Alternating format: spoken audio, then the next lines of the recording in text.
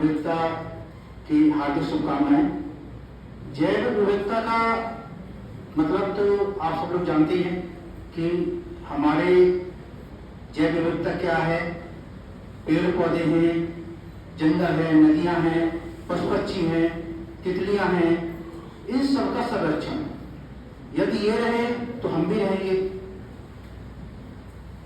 422 पेड़ प्रति व्यक्ति होना चाहिए, परंतु हमारे देश में मात्र 28 पेड़ प्रति व्यक्ति हैं। और दिल्ली में तो वो भी नहीं है। दिल्ली में 3 व्यक्तियों के ऊपर एक पेड़ है। यानी 3 लाख की हमारी आबादी है, 3 करोड़ की हमारी आबादी है और मात्र 1 करोड़ पेड़ है, यानी 0.33% हिस्सा आता है। और हम दिल्ली के संसार के सबसे प्रदूषित शहर में से हैं।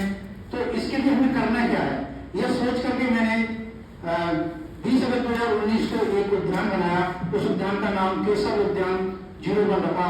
वहां पर हमने शुरू में 500 पेड़ लगाए थे, परंतु आज होते होते 2,500 से भी ज्यादा पेड़ हैं। सोचा था कि किसी तरह से एक गिलहरी आ जाए, नहीं आई, वर्षों तक नहीं आई। गिलहरी का काम क्या है, गिलहरी भी प्रकृति का संरक्षण करती है और जो फल चुनती है वो प्रकृति छिपा देती है। मानसून आते हैं, उसके बाद जंगल बनते हैं, लाखों वृक्ष गिलहरी के देने। परंतु आज उस जंगल में सैकड़ों गिलहरियां हैं। उसके बाद मैंने सोचा कौवा आ जाए, कौवा नहीं आया।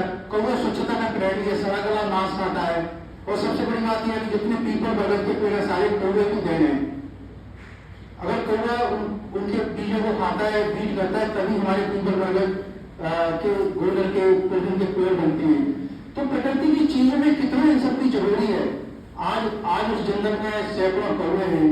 उसके बाद मैंने एक दूसरा जंगल बनाया, वो सेक्टर 24 रोली पॉकेट 3 के सामने, वहां भी 2,000 पेड़ है। उसके बाद तीसरा एक जंगल बनाया, वहां भी सेक्टर 24 पॉकेट 5 के सामने, वहां भी 2,000 पेड़ है।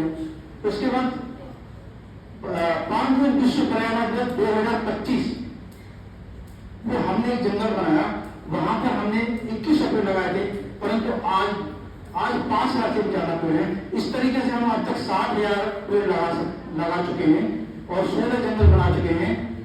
सदानंद कॉलेज में भी हमने 3 जंगल बनाए और सभी जंगल और सभी पेड़ सुरक्षित हैं, अच्छे हैं, प्रफुल्लित हो रहे हैं। बस मेरा आप सबसे छात्रों से अनुरोध है कि अगर हमें दिल्ली को हरा भरा करना है, दिल्ली को सांस लेने योग्य बनाना है, दिल्ली की जो यमुना नदी है उसको स्वच्छ करना है, ठीक है, दिल्ली को प्रदूषण रहित बनाना है, तो दीर्घकालीन उपाय है ज्यादा से ज्यादा पेड़ लगाएं। अगर पेड़ होंगे तभी यमुना मैया हमारी स्वच्छ रह पाएगी, क्योंकि जहां पेड़ होते हैं वहीं बारिश होती है। तो हमारा सबसे बड़ा काम है पेड़ लगाना।